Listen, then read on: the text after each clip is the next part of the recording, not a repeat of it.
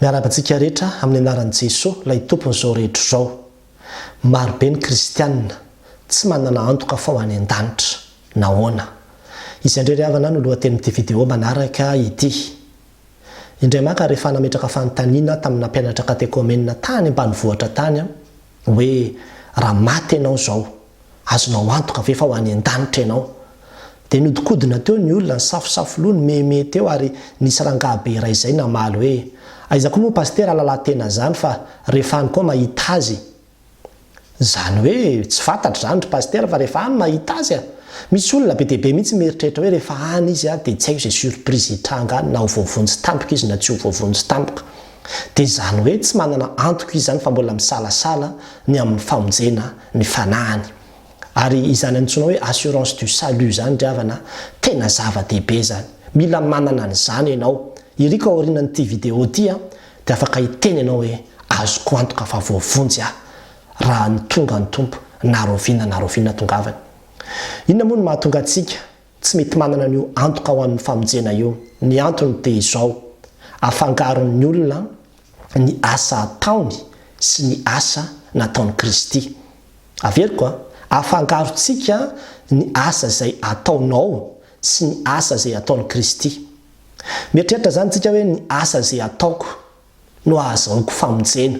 Ny dikan'izay dia hoe raha ohatra ka tena tsy mangalatra mihitsy tsy mandainga mihitsy tsy mijangajanga mihitsy dia efa tafiditra any zany. Ary misy olona mieritreritra zany rehefa manao an'izany fotsiny dia efa azoko antoka fa ho tonga any ahy. Hitanareo tsara fa any tsy izany mihitsy ry havana. Fa nisy tenin'Andriamanitra nambaran'i Jesosy tamin'ilay lehilahy anankiray izay nanao an'izany tao manao hoe efa tsy lavitra ny fanjakan'Andriamanitra ianao. Zany hoe mbola tsy tafiditra ianao na mitandrina ny lalàna rehetrarehetra ary dia mbola tsy tafiditra ianao fa eo akaiky eo fotsiny. Misy ndray ny olona sasany mieritreritra hoe rehefa tena manao asa soa be izy, manampy ny mahantra, manampy ny sahirana, dia zany no ahazony antoka koa fa hoe efa betsaka ny zavatra vitako dia mba mety efa ho araisin'Andriamanitra ao amin'ny voninahiny mba ho any an-danitra satria betsaka ny asa soa izay vitako. Dia tsy izany koa ry havana. Fa nao amidina ho dorana aza ny tenanao dia tsy izany mihitsy ny ahazahoanao ny lanitra. Ary ny olona sasany koa dia mieritreritra hoe rehefa tena manao ny asan'Andriamanitra izy, tena mikely aina mihitsy zany izy, mandeha mipopopy tsy mipopopy ero, tena hoe antsonandro dia andro, antsonalina dia alina, manao ny asan'Andriamanitra dia atao daholo ty karazana asa fanompoana rehetrarehetra ity dia alaina daholo ty karazana sertifika rehetra ity dia mieritreritra izy hoe efa mba miroso ny lalindalina kosa efa tafiditra any anatin'ny fanjakan'Andriamanitra angamba ny azany. Ka rehefa misy tsy vitany kely ny asan'Andriamanitra dia tena manamelo tena mafy mihitsy izy.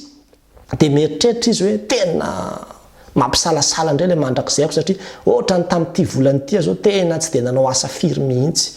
Zany hoe mieritreritra izy zany hoe ny asa izay ataony. Ka raha ohatra karaha ny asa izay nataonao no ahazahoanao famonjena dia mazava ho azy fa tsisy dikany zany ny asa mpamonjena nataon'i Kristy teo ambony hazo fijaliana. Inona zany ny dikan'ny antonan'i Jesosy teo ambony hazo fijaliana raha mahavonjy teny ianao? Raha ny asa izay ataonao zany ny hamonjenanao. Tsy misy an'izany rehetrarehetra zany mihitsy ry havana. Tsy ny mahazanaka pasteranao na ny mahazanaka diakona anao na ny mahavita batisa anao tsy ninona mihitsy ny ahazahoanao antoka adokavana any an-danitra afa-tsy ny finoana rery ihany. Dia izay ilay mahatongana amin'ny teny hoe aza afangaro ny zavatra vitanao sy ny zavatra vitan'i Jesosy Kristy ho anao. Ny zavatra vitanao dia tsy ahavitanao na inona mihitsy fa naezaka tahaka ny inona ianao dia tsy ampy foana io. Tsy ampy foana ny zavatra vitanao aiza ny ahavitanao an'izany didin'Andriamanitra hoe tiavan'i Jehovahandriamanitra ao amin'ny fonao rehetra, amin'ny sainao rehetra, amin'ny fanahinao rehetra, amin'ny herinao rehetra. Iza ny olona afaka hijoro ka hilaza fa mahavita an'izany? Tsy misy ry havana na iray aza. Ary zany mihitsy ny ambaran'ilay tenin'Andriamanitra ao amin'ny Romana 7:1-20 satria miresaka mahakasika an'izany izy, manazava an'izany izy satria ny bokin'ny Romana dia tena mitondra fanazavana hoe ahoana ny fomba namonjen'Andriamanitra sy hamarinina n'Andriamanitra ny olona mba ahazahoany antoka ny famonjena azy. Dia ny Jiosy mieritreritra hoe zay satria olom-boafidy zahay, voafora zahay sy ny toy izany. Tsy izany mihitsy. Manana ny lalàna zay, tsy ny lalàna mihitsy. Fa hoy izy amin'ny 1:20 manao hoe fa ankehitriny dia efa naharihary ny fahamarinana avy amin'Andriamanitra tsy amin'ny lalàna nefa. Zany hoe ankehitriny tamin'izany fotoana izany fa mbola ankehitriny amin'izao ankehitriny misy antsika izao dia naseho miharihary ny fomba hanamarinana Andriamanitra antsika olombelona dia izao tsy avy amin'ny lalàna aloha izy izy tsy avy amin'ny lalàna ozy izy dia toizany fa ambarany lalàna sy ny mpaminany izany hoe ny lalàna sy ireo mpaminany samihafa izay tonga rehetra dia nanambara an'io fomba fanamarinan'Andriamanitra ny olona io zany tsika dia mahita hoe avy amin'Andriamanitra le fanamarinana fa tsy avy amin'ny tsy avy aminao tsy avy amin'ny ezaka izay ataonao fa tena avy amin'Andriamanitra. Andriamanitra ny manamarina antsika fa tsy isika ny manamarina ny tenantsika. Dia ozy izy manao hoe dia ny fahamarinana avy amin'Andriamanitra amin'ny finoana an'i Jesosy Kristy ho an'izay rehetra mino. Zay zany hitantsika amin'izany zany fa avy amin'Andriamanitra ilay fanamarinana ozy izy dia amin'ny finoana no ahazahoana azy. Zany hoe mino ianao an'i Jesosy Kristy voaomby teo ambony hazo fijaliana hisolo vonanao nitondra ny fahotanao dia izay no antoka fa voavonjy ianao voavela heloka ianao no hamarinina ianao. Dia toy izany eo manao hoe fa tsy misy hafa fa samy efa nanota izy rehetra ka tsy manana ny voninahitra avy amin'Andriamanitra. Zany hoe niza olombelona dia efa samy nanota daholo tsisy nahavita ny didin'Andriamanitra zany na ny jiosy na ny jentilesy tsy misy hafa na ny zazakely aza ry havana na ny any am-boaka aza dia tsy misy afaka miala amin'izany atao hoe fahotana zany fa nitorotorona tamin'ny ota isika rehetra nateraka tamin'ny ota isika rehetra ary dia ambarany eo manao hoe nefa hamarinina maimaimpoana amin'ny fahasoavany izy noho ny fanavotana izay ao amin'ny Kristy Jesosy. Zany hoe ny fomba hanamarinana anao zany dia noho ny fanavotana izay nataon'i Jesosy teo ambony hazo fijaliana nandatsaka ny rany izy ho anao. Dia raha mino izany ianao dia hamarinan'Andriamanitra maimaimpoana izany le fahasoavana izany le grasy izay omen'Andriamanitra ny olona ahafahan'ny olona mahazo antoka fa ho any an-danitra izy izay naseho an'Andriamanitra tamin'ny rany ho fanavotana amin'ny finoana anehoana ny fahamarinana amin'ny tsy nahamalin'Andriamanitra ny fahotana lasa tamin'ny nandeferany. Dikan'izany dia hoe Andriamanitra dedena nandevitra tamintsika ary tsy mamaly ny fahotana lasa vitantsika intsony izy rehefa mino ianao fa ny fahotana rehetra vitanao hatramin'izay dia nentin'i Jesosy teo ambony hazo fijaliana. Dia izay zany no takiana amintsika izay zany no fanamarinana antsika amin'izao andro ankehitriny izao.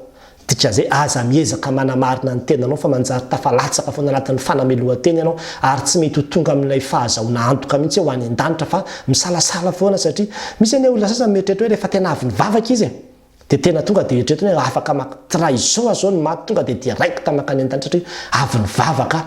Fa vao miditra ny tokantranony izy mahita le adalaniny ao an-tokantrano indray dia tonga dia efa mieritreritra hoe efa vodotra sady ny mandrakizay any. Efa tsy ho any an-danitra tsony sady indray izy satria efa tezitezitra tao an-tokantranony tao izy dia tsy izany mihitsy le izy. Zany hoe tena noho ny finoanao fotsiny. Zany hoe raha mino anao zany androany fa hoe Jesosy Kristy no maty teo ambony hazo fijaliana ho anao dia voavonjy ianao. Ary zany daholo ny ambaran'ny tenin'Andriamanitra fa jereo daholo ny tenin'Andriamanitra miresaka momba ny finoana. Fa toy izao no nitiavan'Andriamanitra n'izao tontolo izao. Nomeny ny zanan'ilay tokana mba tsy ho very izay rehetra mino azy fa anana fiainana mandrakizay. Ka raha ny ranomby lasa ny ranoslaza no afafy na latsaka dia afaka ny fahotan'ny olona tamin'ny andron'ny testamenta taloha mainka ahafahan'ny rany Kristy ran'ny zanak'Andriamanitra ny nalatsaka afaka ny fahotantsika ary tsy tokony hisalasalany amin'izany sika. Dia aza miezaka manafaka ny fahotanao amin'ny hoe andehanao asa soa dia afaka ny fahotako na andehanao an'izao dia afaka ny fahotako fa reraka eo ianao. Tahaka ny hoe raha misy olona anankiray ka namono olona izy dia midratra mandra-pahafaty ao am-ponjy izy zany tsy tafavoaka intsony izy fa zay ny saziny. Ka naezaka tahaka ninonao izy ka hoe tsy hangalatra tsy hanota tsy haninona ao anatin'ny fonjy tsy tafavoaka intsony mihitsy izy ninona ataony ao am-ponjy ao. Kanefa rehefa tonga ny filoham-pirenena ka manome grasy présidentielle zay le fahasoavana amin'izay fotoan'izay afaka mahadidio izy raha mandray an'izay grasy zay. Mety ozy ny filoham-pirenena hoe zay rehetra nigadra mandra-pahafatiny ka efa nahavita 10 taona dia izao mivoaka daholo nareo. Na mety hoe izay nahavita 10 taona na hoe izay nigadra mandra-pahafatiny rehetra ka niditra ponja tamin'ity volany ity dia mivoaka daholo ianareo. Zany hoe tsisy miankina amin'ny zavatra nataon'ilay olona mihitsy zany ny amoahana azy eo sy amonjena anazy eo anatin'ilay fonja mahazo azy eo fa tena miankina amin'ny fahasoavana sy ny fahatsaran'ilay olona izay manome azy ilay fahafahana. Dia tahaka izany koa tsika fa rehefa afaka ao amin'izay izy dia mba mandeha araka ny tokony ho izy amin'izay izy zany mandeha amin'ny fahamarinana amin'izay izy zany mba tsy hiverenana ny ao anatin'ny fonja intsony. Dia tahaka izany koa isika, tsy hoe tsy hangalatra na tsy handainga mba ahatonga anao voavonjy, fa raha izany dia moralina ane zany ny azahoana ny lanitra. Tsy izany mihitsy ry havana, fa ny finoanan' Jesosy fotsiny, raiso fotsiny ny famonjena nataony teo ambony hazo fijaliana ho anao dia voavonjy ianao. Ary rehefa voavonjy ianao dia andehanao amin'izay le famonjena izay niraisinao, mandeha amin'ny fahamarinana amin'izay ianao, mandeha amin'ny fahamasinana amin'izay ianao, satria efa no hamarinina, efa no vonjena, efa no hamasinina dia iainanao amin'izay izy rehefa avy eo.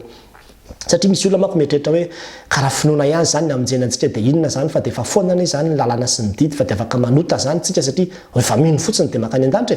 Zany natonga amin'ny Paoly eo amin'ny 9:7 nametraka fanontaniana hoe koa mahafoana ny lalàna amin'ny finoana va isika, sanatria izany izy.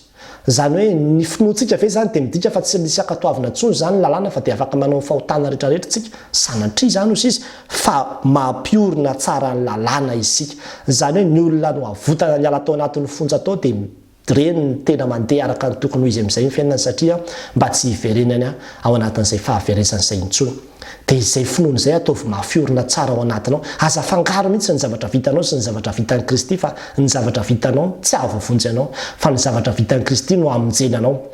Ary rehefa no vonjena ianao dia tazomy amin'izay izay famonjena no raisinao izay dia eo amin'izay ianao vao miasa. Zany hoe ny olona no vonjena no miasa, ny olona mino no miasa, mihazona an'izay fotoana izay. Fa rehefa tsy tazominao koa io finoana io fa mandeha ianao zany dia tsy mety dia miverina amin'ny fahotana sy mifaratsiana rehetrarehetra ianao ary tsy mibebaka ao anatin'izany, fa miaina ao anatin'izany dia mazava ho azy fa ny mandrakizay ianao koa dia efa tsy azo antoka miaraka amin'izany.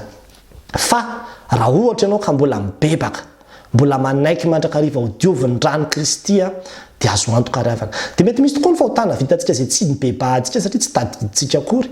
Dia izany tsisy atahoranao zany fa ny fanahy masina no mivavaka ao antsika amin'ireny fahotana izay tsy tsaroantsika ireny, araka ny Romana 9:9. Mifona amin'ny fitarenana tsy azo tonoiny eo anatrehan'Andriamanitra ao antsika ny fanahan'Andriamanitra. Fa amin'izay fahotana tadidinao kosa, tsapanao, ampahafantarin'Andriamanitra anao dia tonga dia hibebao avy hatrany hoe Tompo mifona aminao ny amin'izay fahotana vitako izay. Dia tonga dia mandray famelan-kelo ka eo koa tsika fa tsy misalasala mihitsy, satria Jesosy nefa nampianatra hoe na 7:7 aza misy olona manota ao anatin'ny ray andro ka mbola mibebaka izy dia avelao foana ny fahotana. Dia hiteny Jesosy hoe mamindra fofoana Andriamanitra, mamela heloka isan'andro san'andro. Jesosy zoko be fity irantsika ane izany midika izay mangatà foana famindrapo isaka misy fahotana vitanao ka tsaroanao le izy. Dia izay no mahatonga antsika hoe voavonjy sika, afaka niteny an'izany ianao. Fa raha olona miaina anatin'ny fahotana kosa nefa mieritreritra hoe voavonjy, zavatra mifanohatra ane izany. Ianao mieritreritra hoe avonjy anao anatin'ny fahotana, tsy nefa ianao raha milona anatin'ilay fahotana ary tsy mieritreritra hialo anatin'ilay fahotana mihitsy. Zany ny zavatra hafa zany. Fa anio dia te hiteny aminao hoe afaka ny anana antoka ianao fa ho any an-danitra raha toa ka manaiky fotsiny amin'ny vavanao hoe Jesosy niavitra izay nataonao teo ambony hazo fijaliana ho azany. Voavonjy noho ny amin'izany dia iny avitra nataony iny manadio antsika, ny rano izay nalatsany teo ambony hazo fijaliana ny manadio antsika, manafaka antsika, manamasina antsika. Tsy ezaka avy aminao na azahoanao fanamasinana, fa reraka anao raha namasina ny tenanao fa ny olona no hamasininy Jesosy Kristy tamin'ny rano no mila mandeha amin'ny fahamasinana amin'izay rehefa avy eo. Fa tsy hoe andeha hiezaka tahaka izao mba ho masina, fa no hamasinina dia andehanako amin'izay le fahamasinana izay nomeny Jesosy Kristy. Zany no nahatonga ny Lotera hanao ny fanitsipivavahana, satria izy dia natahotra foana amin'izany hoe ho vohery zany. Ary dia nataony daholo teritreritry hatramin'ny hoe niditra tanatina couvent monastera mihitsy izy hoe hanoka tena mba hanamasina ny tenany. Kanefa arakaraka n'izany dia tsy mety manana antoka mihitsy izy ny amin'ny famonjena, satria mahita foana izy hoe misy zavatra tsy mety ataoko foana, misy zavatra tsy mety vitako foana, dia misalasala mandrakariva ny amin'izany famonjena izany izy. Fa rehefa namaky ny bokin'ny Romana izy dia natakatra hoe ay ve izy ity tsy miankina amiko fa miankina amin'ny Jesosy Kristy sy ny avitra vitany teo ambony hazo fijaliana. Minoa an'i Jesosy Tompo dia ho vonjena ianao sy ny ankonanao izay mino ny zanaka no manana fiainana mandrakizay. Ary ambarany tenin'Andriamanitra hoe fa toy izao no nitiavan'Andriamanitra an'izao tontolo izao nomeny ny zanan'ilay tokana mba tsy ho very izay rehetra mino azy fa hanana fiainana mandrakizay. Minoa an'i Jesosy Tompo ampy izay, tsy ampiana, tsy analana, fa ny finoanan'i Jesosy Kristy irery ihany no azahoana famonjena. Ary zany nitoriana amin'izao andro ankehitriny izao ka dia mahereza ry havana anio afaka nikika ianao hoe ho any an-danitra. Ho an'Andriamanitra ry irany voninahitra. Amen.